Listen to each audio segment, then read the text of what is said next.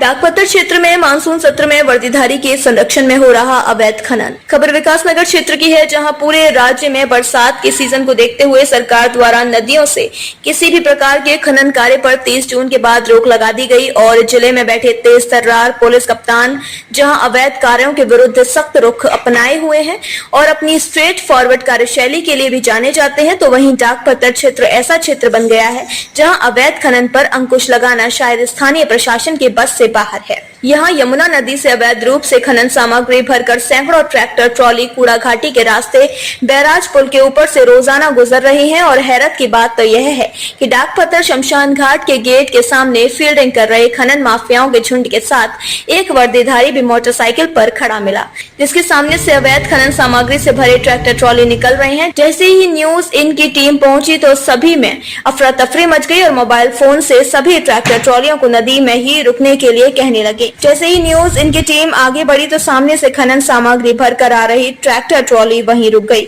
और tractor trolley back कर वापस नदी की ओर दौड़ने लगा।